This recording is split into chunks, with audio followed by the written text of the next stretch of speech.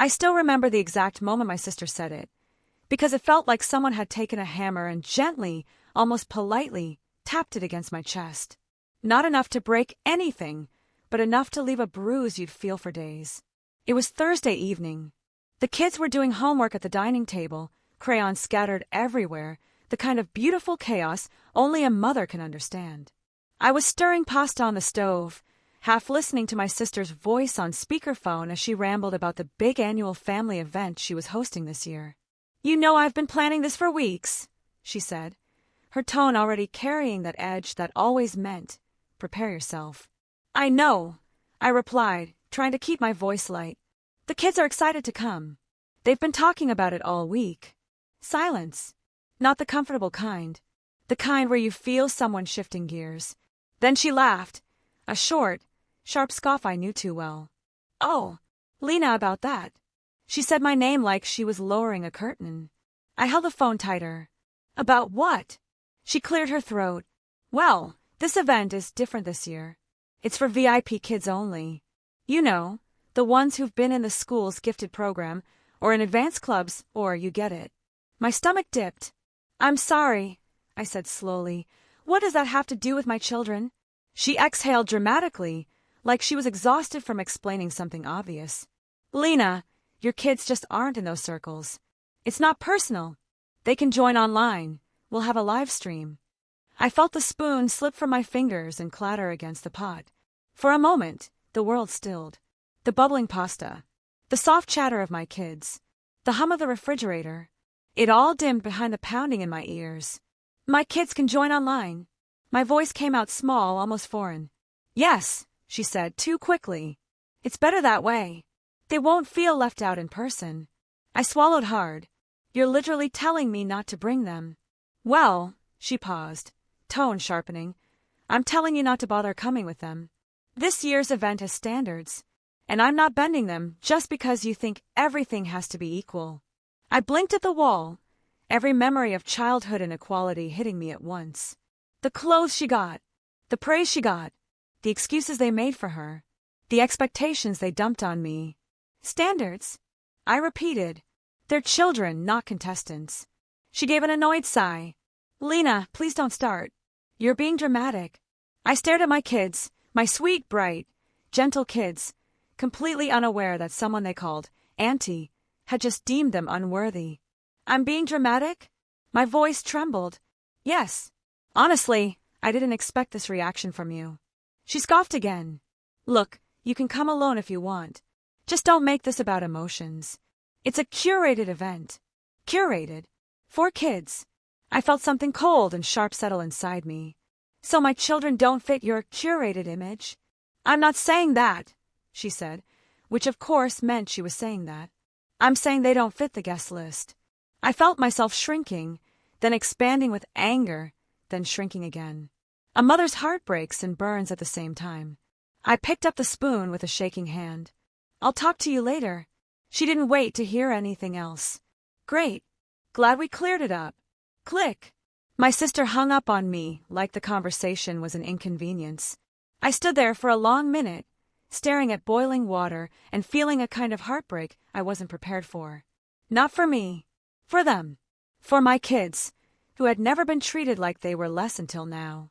And something inside me whispered, "This time you cannot stay silent." I didn't tell the kids right away. How could I? How do you explain to children that someone they love, someone they hug, someone they draw birthday cards for, has quietly placed them on the not good enough list? I set the table mechanically, placing plates in front of them as they chatted about the event like nothing had shifted in the universe. "Mom," my youngest, Emma, said, kicking her legs under the chair, "do you think Aunt Maya will let me help with decorations again? Last year she said I had an eye for sparkles." My chest twisted. "Maybe," I murmured. "And I want to show her my certificate," Liam added proudly, lifting his backpack. "The teacher said I've been improving so much in reading." My throat closed. Improving. Not advanced. Not gifted. Not VIP. Just improving. And apparently, that wasn't enough for my sister. I blinked away the stinging behind my eyes. "Eat your dinner first, sweetheart." They dug into their pasta, completely oblivious to the invisible line that had just been drawn between them and their cousins. I excused myself to the kitchen, pressing both palms against the counter to steady my breathing. The world felt tilted, unfair in a way that hit deeper because it involved my children. Then my phone buzzed. A message from Maya. Maya, to send me their email addresses. I'll add them to the online list. Online. Like they were backup guests. Background decorations. Other. I typed, deleted, retyped, deleted again. Anger and heartbreak pulsed through every keystroke, fighting for dominance. Before I could respond, another message popped up. Maya, and please don't guilt-trip me. It's my event. My rules. My hand trembled. The audacity. The casual cruelty. The entitlement that she wore like a crown. I closed the chat before the boiling inside me spilled into words I wasn't ready to speak. A moment later, another notification, this time from our family group chat. Mom. Maya, everything ready for Sunday? Can't wait. The kids are excited. And then, Maya. Yes. VIP kids will arrive at 5. Others can join online. Others. She actually typed others. I stared at the screen as if it had personally insulted me. Maybe it had. My mom responded with a laughing emoji, followed by, you and your fancy ideas, rolling on the floor laughing. No one questioned it. No one said, wait, what does VIP mean? No one said, isn't that unfair to Lena's kids? Nothing. Silence spoke volumes. And it said, your kids don't matter enough for us to ask. I felt something shift in my chest. A slow, heavy cracking. Not the explosive kind. The kind that breaks in quiet, painful rhythms. I walked back to the dining room where my kids were laughing about some silly YouTube video they had watched earlier. I sat down, watching them, memorizing every sweet, unfiltered expression. How could anyone look at them and think they didn't belong? That they weren't worthy? That they weren't VIP? Who even decides which children are special? And why had Maya appointed herself judge? Mom, Emma asked, her fork halfway to her mouth. Why do you look sad? I forced a strained smile. I'm not sad, baby. Just thinking. She studied me with those big, perceptive eyes. Eyes that saw more than she let on. But she didn't push. She never did. After dinner, they rushed to their room to compare drawings. I stood in the hallway, listening to their laughter echo down the corridor. It hit me then. This wasn't just a rude comment. This wasn't just favoritism.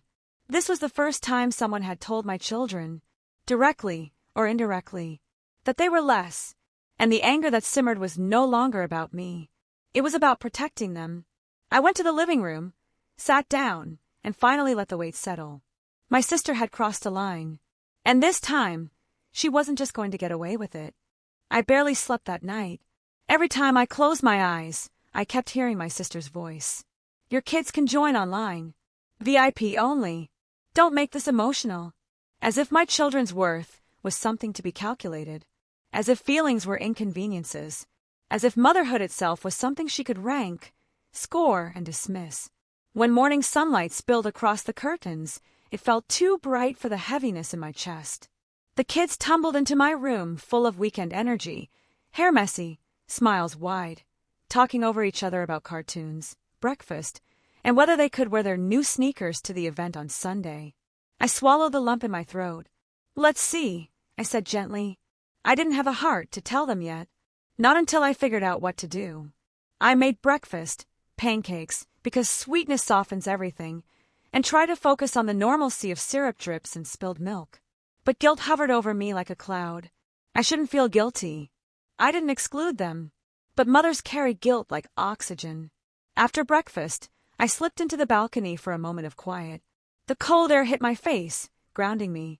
I needed clarity. Answers. Something.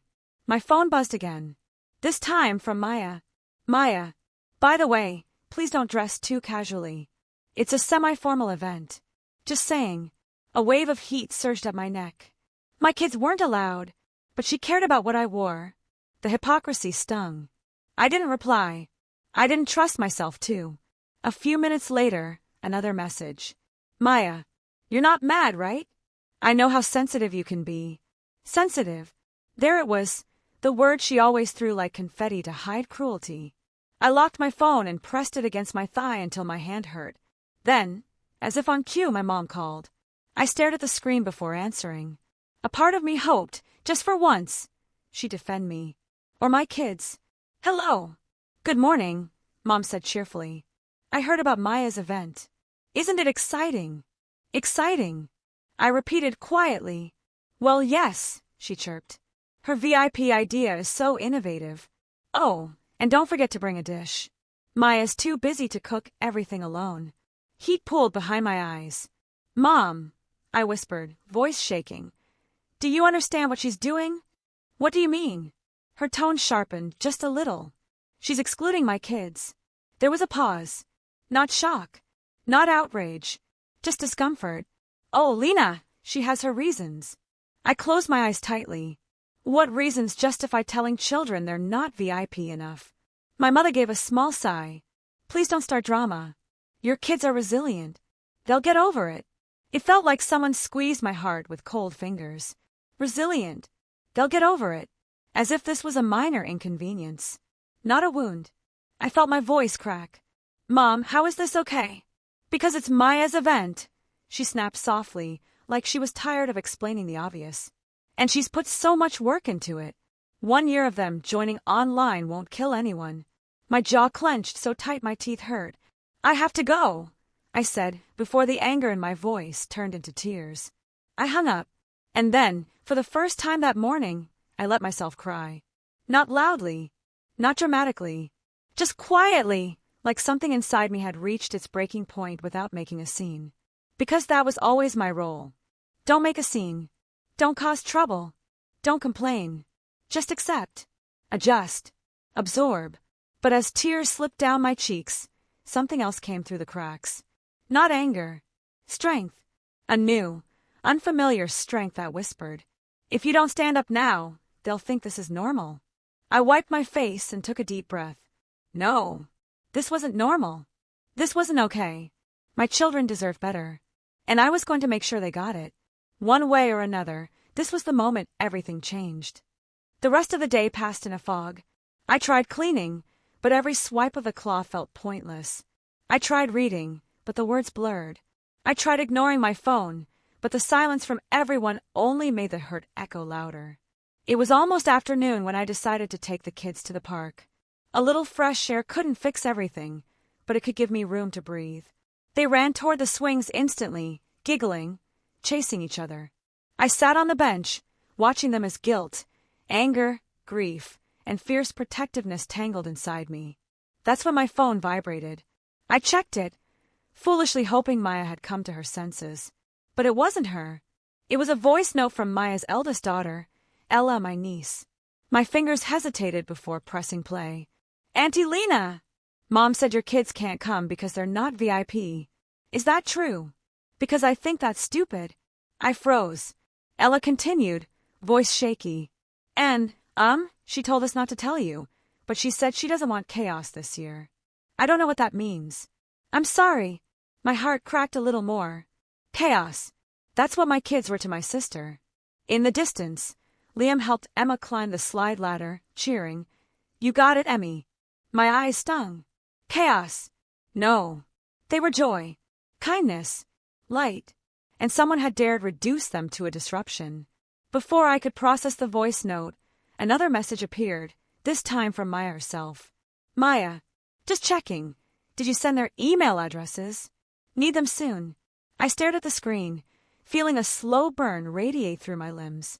Not only had she insulted my kids, she expected me to participate in their exclusion. I typed a short reply. "No, I didn't send them." 30 seconds later, my phone rang. I exhaled sharply before answering. "Maya." Her tone was sharp and incredulous. "What do you mean, no?" I asked nicely. "You asked me to help you exclude my children," I said calmly.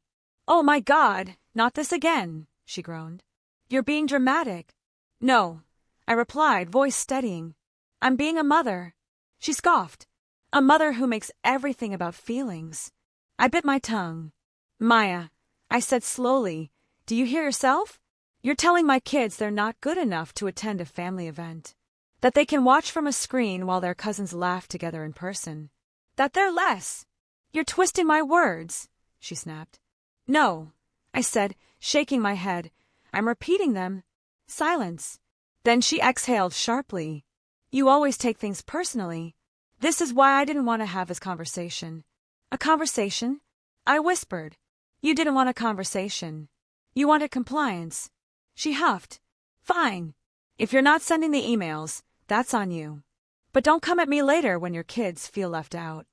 My breath hitched. The cruelty in that sentence hit like ice. You're blaming me, I said softly. Well, who else? She replied. It's your job to explain things to them, not mine. I looked over at my children in the park, Liam pushing Emma on the swing, both of them laughing freely. And I felt something inside me shift, quietly but decisively. You're right, I said softly. It is my job. Exactly, she said smugly. It's my job, I continued, to protect them from situations where they're treated like they're beneath someone.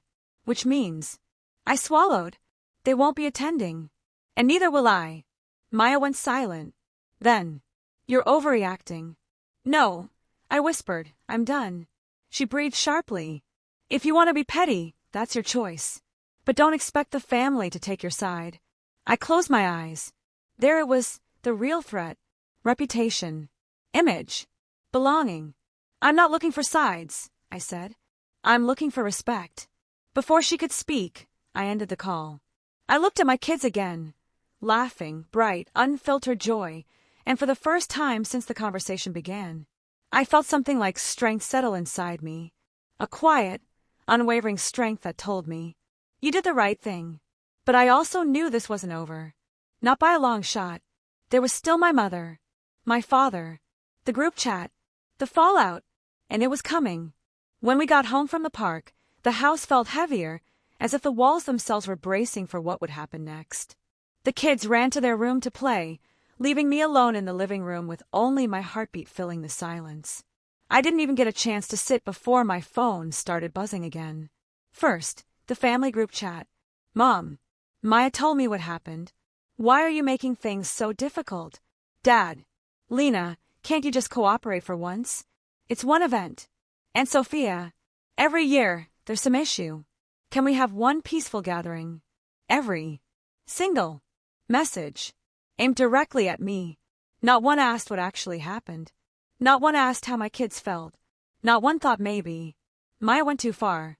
I read the messages with a stillness that felt almost dangerous. Like a held breath. Like fire right before it spreads. Then a notification popped up. New voice note from Mom, 042. My stomach nodded. I pressed play. Lena, she began in that disappointed tone that always made me feel like I was 10 years old again. I cannot believe the drama you're creating. Maya puts so much effort into this event. She is under so much pressure. And instead of supporting her, you're choosing to turn everything emotional. She sighed loudly. Children don't need to attend everything. It's not that deep. If they join online, what's the big deal? You're acting like she banned them for life. A pause. Then the dagger. You've always had this problem. Always thinking someone is insulting you when they're not. Honestly, you're being selfish. My throat tightened. Selfish. That word again. The one they reserved exclusively for me whenever I dared have needs. Then she said the line that broke something open inside me. And for the record, Maya was right. Your kids don't fit in with the program she's planning. It's not personal. It's just the truth. You know that. My vision blurred. Not personal. Not personal. They had taken a knife and pretended it was a spoon. I pressed the phone against my forehead as the voice note ended, trying to breathe through the shaking that started in my hands and climbed at my arms. My kids don't fit in. My children, my babies, weren't good enough for their own family. I didn't even realize tears were falling until one hit my wrist. Then another. And another. I wasn't crying loudly. Just silently, like my whole body was letting go after holding everything in for too long. I didn't hide it this time. I let myself feel the hurt, the betrayal, the years of being the easy one, the understanding one, the responsible one who was expected to bend so others could stand taller. I let myself feel it all. After a few minutes, I wiped my face and stood up. My legs felt shaky, but something inside me felt clearer, sharper. The mother in me was awake now. The protective part that would walk through fire barefoot if someone even looked at my kids the wrong way. No more shrinking. No more accepting. No more swallowing pain to keep the peace. My kids deserve better.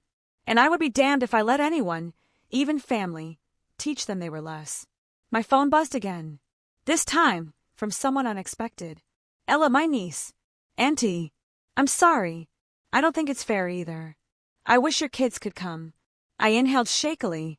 Then another message, this one from my cousin Sarah. Sarah. Maya told us some stuff. It sounded off. What actually happened? And then, Dad, privately. Your mom is upset, but maybe Maya went a bit too far. I stared at that message. Maybe she went too far. It wasn't an apology. It wasn't support, but it was the first crack in the wall. I typed slowly. Dad, she told my kids they weren't VIP enough. How do I explain that? He didn't respond right away. But for the first time, he didn't dismiss me. Something was shifting. Not much, but enough. I wiped my face and stepped toward my kids' room. Whatever happened next, I knew one thing with absolute certainty. I wasn't going to let anyone break their spirit. Not my sister. Not my mother. Not this family. Tomorrow, there would be consequences. And this time, they would hear my voice.